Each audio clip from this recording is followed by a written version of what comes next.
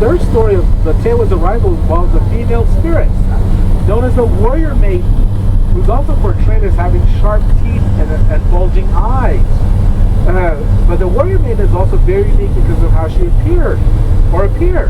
Carvings of her are also rare. The warrior maiden only wears one hair bun. One of the many unique hairstyles brought north, found among the Hopi and their Pueblo relatives, is that young women who are not married and don't have children are allowed to wear hair buns tied on either side of their heads. These are first tied during their puberty ceremony. So young ladies can wear them as long as they don't have children or get married. After they have a child or get married, they will no longer be allowed to wear the hair buns. So this has become one of many icons of the Hopi and the Pueblo relatives. Hair buns on either side. But the warrior maiden only wears one.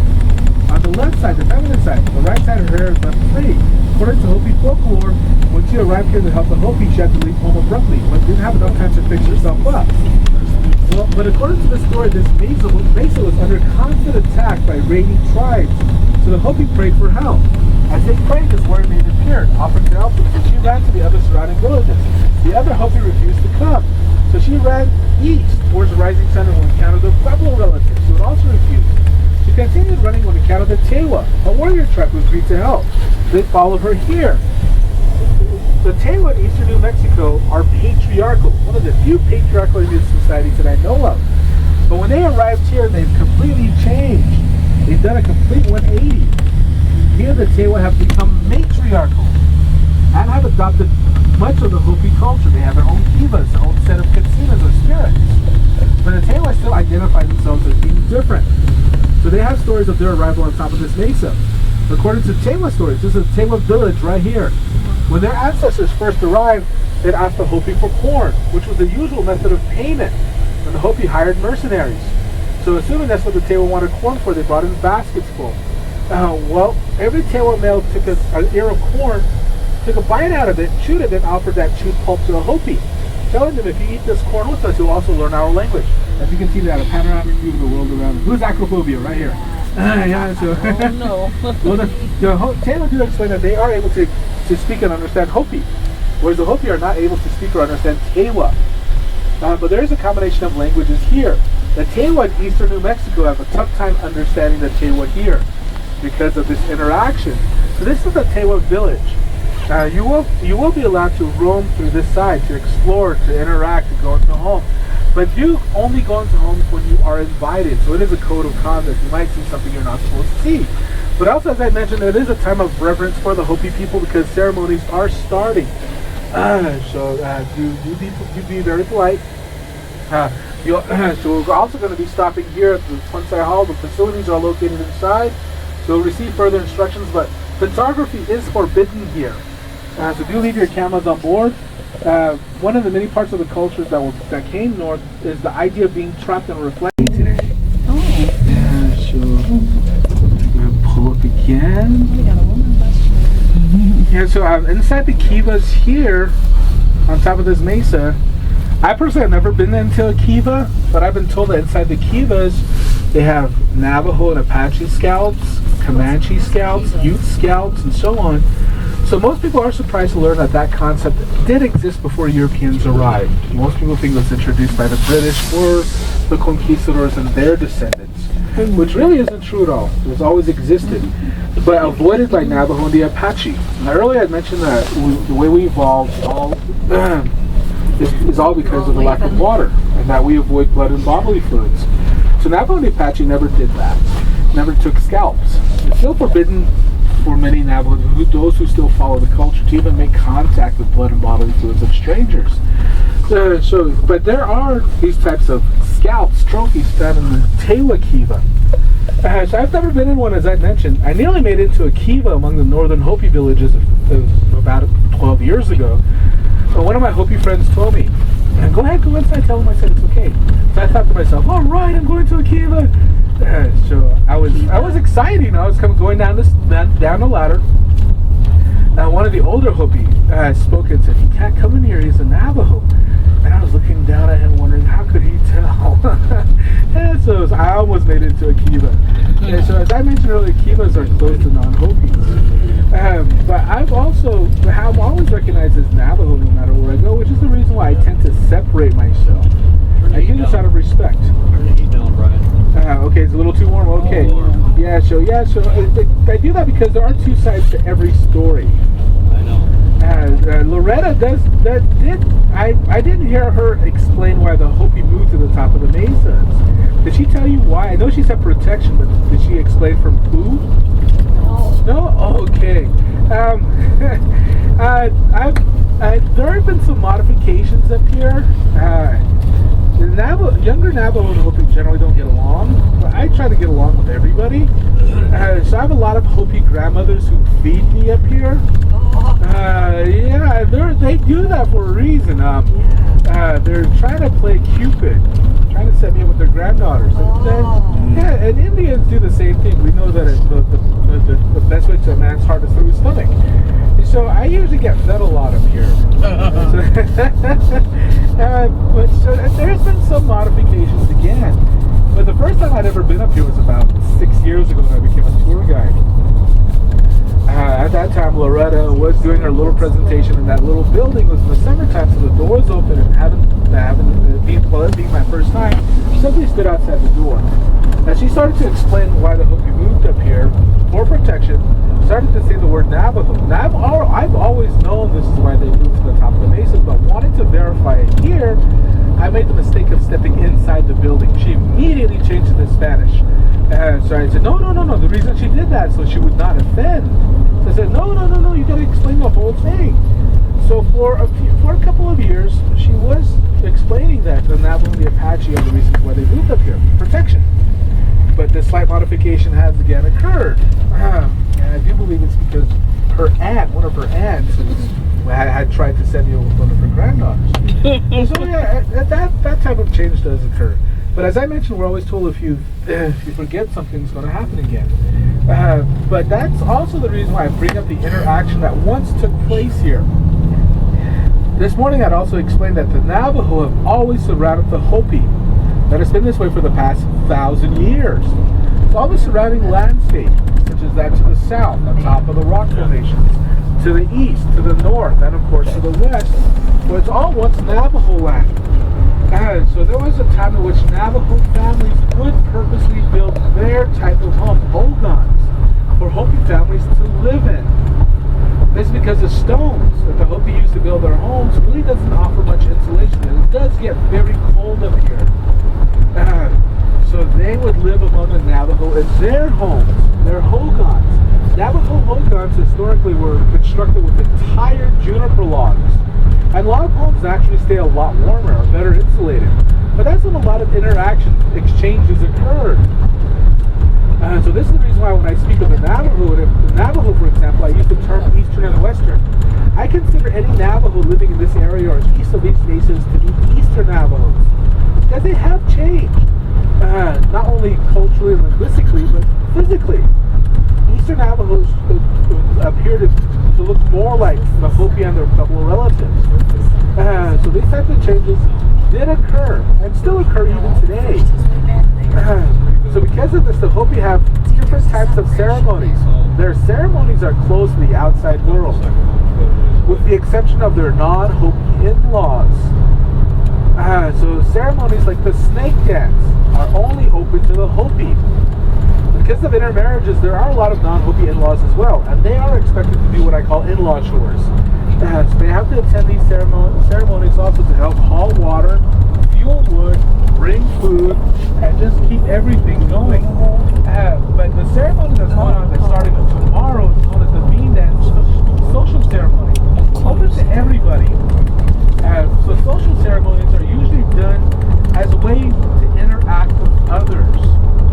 I'd also mention that this is the beginning of the planting season. The actual planting of corn and other crops will not start until late May. But this is the time in which they start to prepare. There's also a time in which they symbolically call back the warmer season. This time of year is the end of winter.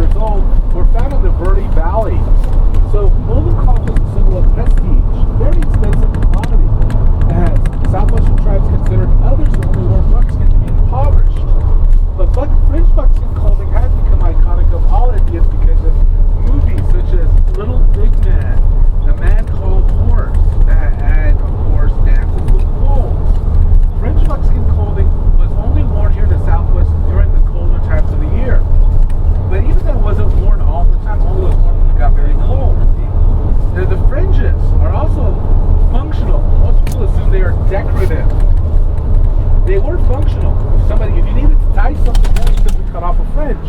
But the real reason why Mexican clothing was fringed is to help dry that garment in the event that it were to get wet. And this is also the reason why Indians would smoke tan their hides. They would make a smoky fire with softwood, which naturally contained oil in the smoke, and build a tripod and drape their tanned buckskin over that smoky fire. So that caused the skin to absorb oil, would saturate collagen fibers. That wasn't oily, it just would remain soft even when it got wet. But to get buckskin wet causes it to become hard and dry and tends to crack. That's why the tribes would cut in fringes. The fringes would help draw water out of the main garment. Best experiment that I would recommend you try when you get a chance to do so is to take a straw wrapper and roll one point, and you can do this with a napkin also. Roll it to a point. It'll instantly pick up a drop of water. It sucks it right up. That's what those fringes do. It sucks water out of the main piece of garment in the event that it would get wet. So fringe buckskin clothing was also worn among many southwestern and plains Indian tribes. Only real difference was how these articles of clothing were decorated. Beadwork has also become iconic of all Indians, but beadwork was found mostly among eastern tribes and northern tribes, where the traders, such as the French traders, the British traders, Lewis and Clark, and so on, had traveled, and they brought a lot of trade goods, such as glass beads. So northern tribes did a lot of beadwork. It really wasn't found here in the Southwest. What came to be a symbol of prestige were items that were imported, such as coral and seashells, and eventually silver, which was obtained in the form of Spanish pesos. So we really don't see a lot of beadwork. So during the Lakota or Sioux dance, the Hopi performers, they had a lot of beadwork on their clothing. But during their Comanche dance, it's more simplistic style of clothing. You really don't find any beadwork. But what makes the Comanche ceremony, the youth ceremony, unique is that they still wear a war bonnet. Southwestern tribes will no longer wear war bonnets, but are still being utilized by the ones who have moved out to the Great Plains. So these types of social ceremonies can also be seen on YouTube.com. Find the Comanche dance. You also find the Ute dance, and the Navajo and the Apache dance. Now, during the Navajo and Apache dance, the Hopi performers will dress in a very similar manner to how I was dressed this past. You dress on the weekends with leg wraps, striped cowboy pants, a loincloth, similar type of shirt. During the Comanche dance, they wear lighter clothing. The Navajo and the Apache also tried to blend in with the surrounding landscape. So Navajo clothing had a tendency to be darker because we once lived in all the forested areas. Whereas the Apache who lived further south lived in landscapes that are more in tune of this coloration. And so they wore lighter colored clothing. So the only real difference between the Navajo and the Comanche dance, aside from the styles of clothing, is that during the Apache dance, the women will dance with pistols. And this is because women were also warriors. So it can be seen on YouTube.com. So because of this loss of language and culture, there are many young Hopi who wonder, why are the Hopi dressed like Navajo? Why are they dressed like Apache?